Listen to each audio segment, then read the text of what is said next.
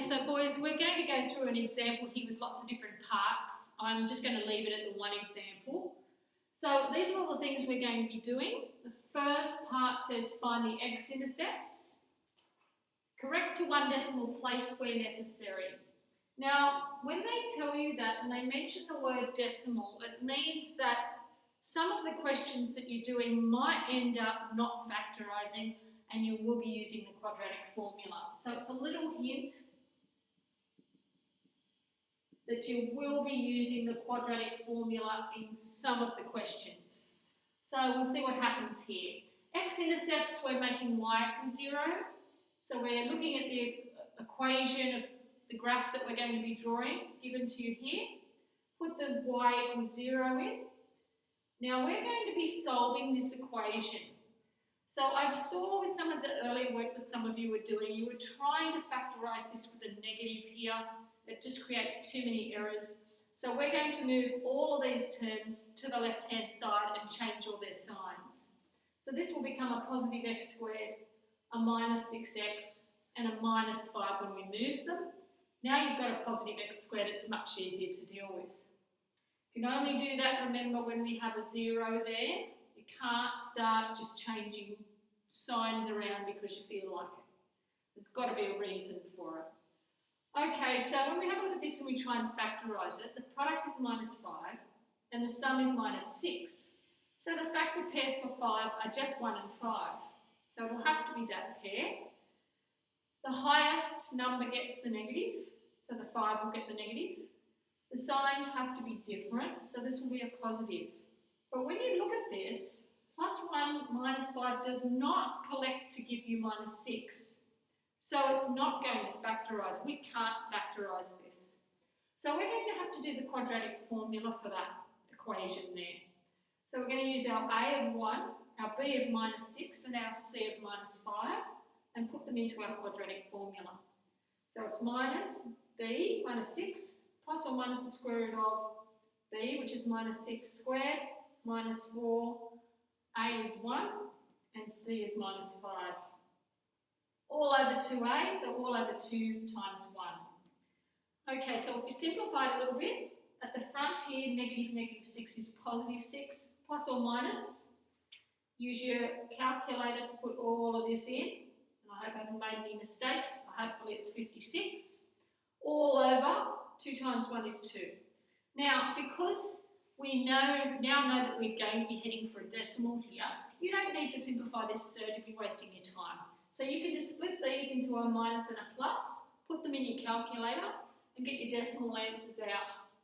Once you get those decimal answers, they told you could round them to one decimal place. So we're going to have minus 0.7 and 6.7 as our x-intercepts. The second part asks us to find the y-intercept. So you know that the y-intercept is where x equals 0, so put 0 in for x, and our answer for the y-intercept is y equals 5. Part 3 wants us to find the equation of the axis of symmetry. The axis of symmetry equation is given by this formula, x equals minus b over 2a. And don't forget, you're always going back to the original thing that they gave you. Right, so back up to there. I've written it next to us here so we can see what we're doing. So here's your a, minus 1, and b is 6. So we're putting minus 1 in for a and 6 in for b. And you'll end up with x equals 3 is the equation of your axis of symmetry. In part 4, they're asking for the coordinates of the vertex. Because the axis of symmetry passes through the vertex, it will have that same x coordinate, x equals 3. To get your y, put it back up into the original, always going back up here, and sub in your 3. You'll end up with y equals 14, so your vertex is 3, 14. Okay, part 5 asks for you to state its concavity. That just means, is it concave up or is it concave down? So that's an easy one. We just look at the original. It starts with a negative x squared, so it's concave down because of the negative x squared. Right, now we're going to put it all together in the graph that they want, showing all of the features, which means all this stuff we just found is going to be on our graph. through it bit by bit. Our X-intercepts turned out to be these two. So I'm going to mark on minus 0.7, which would be, let's say there, 6.7, probably about there.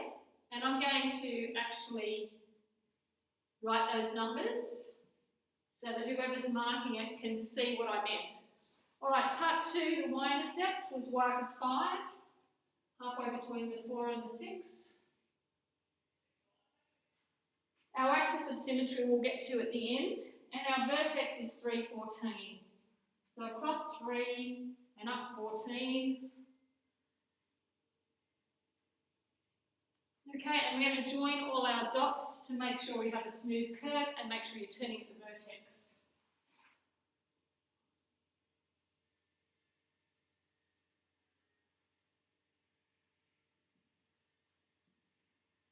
And that's the graph of your parabola.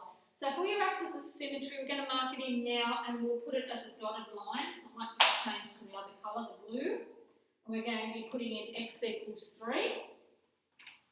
When we do this, we're using a ruler. Make sure you go straight through that vertex up there.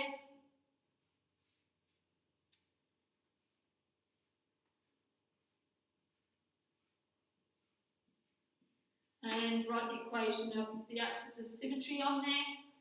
And that's it. So the graph's been finished, all our major features are there. If you think there's anything that's hard to read, I would write it on, just to make sure whoever's marking it can see it. Okay, so good luck with your homework. I don't think you'll have any trouble with it, but make sure you show every step in your working.